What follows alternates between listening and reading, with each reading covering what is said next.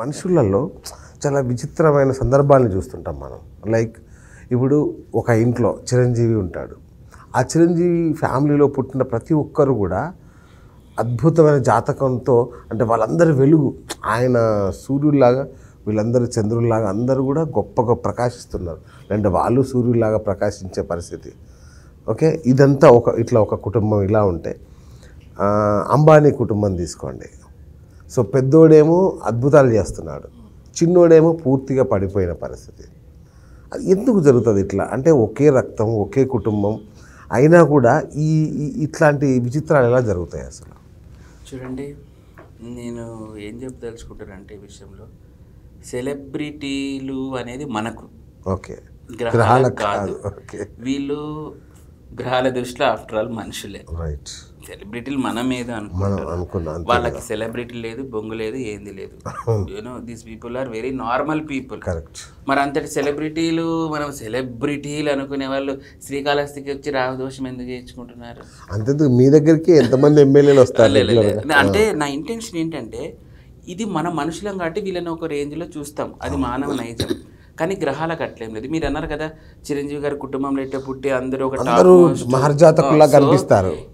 అది అట్లా మనం మెగాస్టార్ గారి కుటుంబంలోనే ఉంది ఎట్లనేం కాదు, మనం రెగ్యులర్ జీవితాల్లో కూడా చాలా ఎగ్జాంపుల్స్ ఉంటాయి. ఫర్ ఎగ్జాంపుల్ చూడండి, ఇప్పుడు చిరంజీవి గారి జీవితంలో ఏదో హై రేంజ్ ఆఫ్ వాళ్ళ పిల్లలు కానీ అట్లా పెరిగినారు అనుకోండి, ఇదంతా గ్రహాల స్థితిగతుల మీద ఆధారపడి ఉంటుంది. ఇక్కడ మళ్ళీ గరుడ పురాణం కాన్సెప్ట్ కొంచెం తేవాలి. ఎందుకంటే చిరంజీవి గారి ఇంట్లో కావచ్చు, లేదంటే ఒక బీదవారి ఇంట్లో కావచ్చు, అటంటే మరి నరేంద్ర మోడీ గారు అదేదో చాయ్ వాలా అని అంటూ ఉంటారు, ఆయన నుంచి పిఎంకి వెళ్ళిపోయాడు. మరి ఆయన ఇంట్లో ఎవరు సెలబ్రిటీలు లేరే, అంతే కదా. మరి అంబానీ గారి వాళ్ళ ఫాదరు పెట్రోల్ బంక్లో పనిచేశారు, వాళ్ళ సైడ్ ఎవరు సెలబ్రిటీలు లేరే. మరి ఎంత పెద్ద అంబానీ ఎలా అయ్యారు? అదంతా జాతకంలో గ్రహస్థితి మీద ఆధారపడి ఉంటుంది. అంతేగాని చిరంజీవి ఇల్లా, లేదా నాగార్జున గారి ఇల్లా, పలానా అంబానీ గారి ఇల్లా అనేం ఉండదు. కానీ ఆత్మ తన పూర్వజన్మ సంస్కారం ప్రకారము తను ఎవరింట్లో పుట్టాలి అనేది ఒక ప్రీ డిసైడింగ్ ఉంటుంది దానికి. అది భార్యాభర్తలు మామూలుగా ఇలా ఏమంటారు, ఇంటర్ కోర్స్ అంటారు కదండి. ఆ ఇంటర్ కోర్స్ చేసే 3 months బిఫోరే ఆత్మ ఆ భర్త తల మీద తిరుగుతూ ఉంటుందంట. అంటే నెక్స్ట్ మనకి జననం అయ్యే ఆత్మ అనేది ఈ తన పూర్వజన్మ సంస్కారం ప్రకారము ఎక్కడ డిసైడ్ అవ్వాలి, ఎన్ని బాధలు పడాలని చూస్ చేసుకొని, ఎందుకంటే ప్రీవియస్ కర్మ అనేది దాని రికార్డింగ్ ఉంటుంది కదండి, డేటా ఉంటుంది కాబట్టి బాగా కష్టపడాలి అనుకుంటే ఎక్కడో ఒక చోట అది బీద సాదా అట్లా ఇళ్ళల్లో పుట్టి విపరీతమైన కూలీలుగా వర్క్ చేసి అట్లా హింస పెట్టుకుంటుంది. ఆ కర్మని ఇది చేసుకోవాలి కదా, అందుకని అదొకటి ఉంటుంది. పోయిన జన్మలో మంచిగా చేసుకున్నారు అనుకోండి, ఇట్లా పెద్ద పెద్ద సెలబ్రిటీలు అట్లా వాళ్ళ దగ్గర ఆత్మ ముందే చూస్ చేసుకొని పుట్టడము. ఎందుకంటే ఒకసారి పుట్టిన తర్వాత పూర్వజన్మ గుర్తుండదు, దానికి పుట్టిన తర్వాత గుర్తుండదు. అలాంటప్పుడు అది పెరిగి ఇప్పుడు అంబానీ గారి ఇంట్లో పుట్టాను ఫర్ ఎగ్జాంపుల్, ఆ రిచ్ లైఫ్ స్టైల్ లీడ్ చేస్తుంటా అది అట్లే సోల్ ఇది అయిపోతుంది. ఎందుకంటే బికాజ్ ఆఫ్ పూర్వజన్మ క్రియలు. అందుకే మన శాస్త్రాలు కూడా మొత్తుకుంటారు, మంచి చేయండి, జనాలకు మంచి చేయండి, చేయండి, మానవ సేవ మాధవ సేవ అని. ఎందుకంటే మరుజన్మల్లో ఉత్తమోత్తమైన జన్మలు లభించడానికి ఇదంతా ఉంటుంది. అంతేగాని చిరంజీవి గారి ఇంట్లోనే అట్లాంటి ఎంతమంది సెలబ్రిటీలు ఎంత సర్వనాశనం అయిపోయినారు ఈ కాలంలో. మనం చెప్పుకుంటున్న సెలబ్రిటీలు ఎవరి జీవితాలు బాగున్నాయి చెప్పండి? మ్యాక్సిమము ఎన్ని కష్టాలు మనకు తెలియదు, వాళ్ళ జాతక చక్రాలు ఈడేస్తే అర్థమైపోతుంది. ఎవరెవరు ఎన్ని అప్పుల్లో ఉన్నారు, ఎవరెవరు ఇంట్లో బ్యాంకుల్లో ఉంటాయి, ఎవరెవరు కోర్టు కేసుల్లో ఉన్నారు, ఎవరికి ఆఫర్ రాక చచ్చిపోదాం అనుకుంటున్నారు. చెప్పచ్చు, ఈజీగా చెప్తున్నాను అంతే నేను. ఎందుకంటే నాకు కొంతమంది చేస్తూ ఉంటారు ఆఫర్లు రానోళ్ళు ఎట్లా వాళ్ళు, అప్పుడు అనిపిస్తుంది నేను ఒక మానవునే కాబట్టి అమ్మ ఏంది సెలబ్రిటీకి ఇన్ని కష్టం. తర్వాత సెలబ్రిటీ నీకు గ్రహాలకు కాదు, అంతటి సెలబ్రిటీలకు, అంటే ఒక రకమైన సెలబ్రిటీలు కూడా నీకు ఫోన్ చేసి ఎందుకు అపాయింట్మెంట్స్కి ఇంతరంగా చూపించుకుంటున్నారంటే గ్రహస్థితి. తెలిసి స్టూడియోకి కూడా వచ్చారు, మన స్టూడియోకి కూడా వచ్చారు. సో అట్లా గ్రహస్థితి బాగోలేనప్పుడు ఏమీ చేయలేము.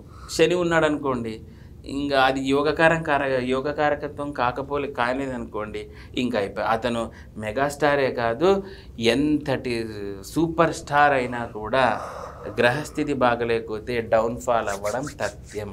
ఓకే. సో గురుగారు ఇంకొకటి గమనించాను నేను, చాలామంది తరచూ జైల్లోకి వెళ్తుంటారు. అవును. కొందరు దొంగలు అయిపోతుంటారు, దొంగలుగా మారుతారు, వ్యభిచారులుగా మారుతారు, హత్యలు చేస్తారు. మరి వీళ్ళు ఏ గ్రహ ప్రభావం ఉంటుంది వీళ్ళ మీద? చూడండి, 1 by 1 చూద్దాం. ఇప్పుడు ఫర్ ఎగ్జాంపుల్ ఏదన్నారు, దొంగలు. దొంగలకి ఎప్పుడు కానీ మ్యాక్సిమం చూడండి, మనం ఇంటి దొంగని ఈశ్వరుడు కూడా పట్టుకోలేదండి. అవును. కానీ మనం జాతకం చేస్తే పట్టుకోవచ్చు. అవునా? ఓకే. అంటే చెప్తున్నాను మరి, ఈ మాట అన్నాను కదా అని ఇంకా అందరూ నాకు తెచ్చి జాతకం చూడండి కాదు, పోలీసులు మీ దగ్గరకు వస్తారు, ఇంకా వాడు కనిపించట్లేదు ఒకసారి కొన్ని కాంబినేషన్ల ద్వారా మనం కనుక్కోవచ్చు. అట్లా అని చెప్పి అన్ని నాకు ఫైల్ తెచ్చేది లేదండి. మరి జన విజ్ఞాన వేదిక వాళ్ళు ఈ విధంగా అయితే ఇన్ని జైళ్ళు ఎందుకు, సిబిఐ సంస్థలు ఎందుకు అంటాయి, అదంతా కాదు, నేనేదో నా నోటి దూల జస్ట్ క్యాజువల్ గా మసాలా కోసం చెప్తున్నాను. చూడండి, ఫర్ ఎగ్జాంపుల్ నేను చెప్పలేదు, పరాశరుడు చెప్పినాడు. అరెస్ట్ చేసి పరాశరుడిని చేయగల, నన్ను కాదు. చూడండి, శని శుక్రులు ఎక్కడైనా కానీ సమసప్తకాల్లో చూసుకున్నా కానీ పక్కన కూర్చున్నా, 3వ దృష్టితో చూసినా 7 కానీ 10 ఇట్లా కొన్ని దృష్టిలు ఉంటాయి. అట్లా చూసినప్పుడు ఎక్కువగా వాళ్ళకి కొంచెము ఈ కొట్టేసే బుద్ధి ఎక్కువ ఉంటుందన్నమాట. శుక్రుడు నీచంలో ఉన్న వాళ్ళకు కూడా ఈ జిల ఉంటుంది.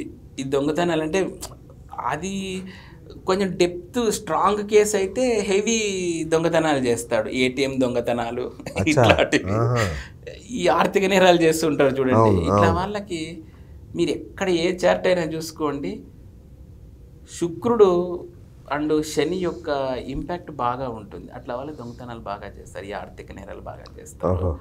తర్వాత ఇంకోటి ఏదో చెప్పారు, వ్యభిచారులు అనుకోండి, అది ఖచ్చితంగా చెప్పాలా ఇప్పుడు?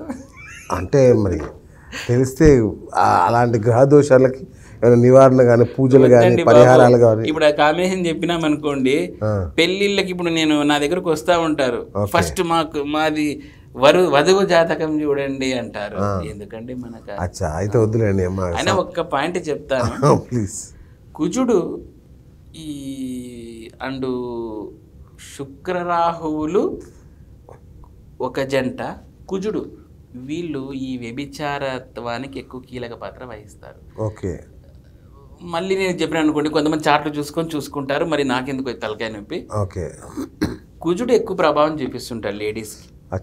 అది పొజిషన్స్ చెప్పను, మరి నాకెందుకు వచ్చే రామాయణ మిగతా ఇది సున్నితమైన ఇష్యూ కదా.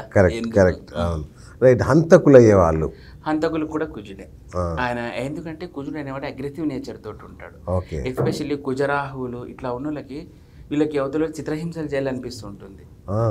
అంటే నాట్ ఓన్లీ ఇట్లాంటి కాంబినేషన్, అది ఒక కాంబినేషన్ మాత్రమే, దీనికి చాలా రూల్స్ ఉంటాయి. మళ్ళీ జస్ట్ క్యాజువల్గా చెప్తున్నా, దీనికి పలానా గ్రహ దృష్టి, ఈ గ్రహ దృష్టి అని ఉంటాయి. అవి పూర్తిగా ఎందుకంటే మనం ఊరి ఈ 2 ద్వారానే చెప్పలేము, కానీ బేసిక్ పాయింట్స్ అనమాట. కుజరాహువులు ఉన్న వాళ్ళకి సర్పదోషంతో పాటు ఎక్కువగా ఇట్లాంటి బుద్ధి ఎక్కువ ఉంటుంది, చిత్రహింసలు చేయాలని. కానీ వాళ్ళకి లైఫ్ పెరిగే కొద్దీ తగ్గిపోతుంది ఆలోచన, అట్లాగే సైకిక్ గా ఉంటారు. అట్లాగే గురుగారు జూద గృహాలు నిర్వహించే వాళ్ళు, రాహు ఎఫెక్ట్. రాహు బ్రహ్మాండంగా, రాహుగిన కొన్ని పొజిషన్స్ ఉంటాయి రాహుకి.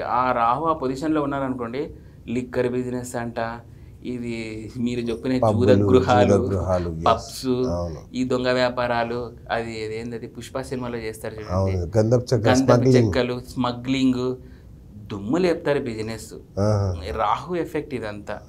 రాహువు మనం అనుకుంటాం పెద్ద చెడగ్రహం అని, కొన్ని పొజిషన్స్లో ఉన్నాడు అనుకోండి టాప్ లేపుతాడు. మీకు అంతేందుకు రాజకీయ నాయకులకి రాహువే సగం బలము. దశమాధిపతి రాహు ఉన్నారనుకోండి, జస్ట్ ఫర్ ఎగ్జాంపుల్ అంతే, మిగతా గ్రహాలు కూడా ఇంపాక్ట్ ఉంటుంది, నాట్ ఓన్లీ రాహు. దుమ్ము లేపుతారు దశమంలో రాహు ఉన్నప్పుడు. చంద్రుడు కూడా అంతే, చంద్రుడు ఎంత నీచంగా ఉంటే మీ జాతకంలో అంత బ్రహ్మాండమైన రాజకీయ నాయకుడు అవుతారు.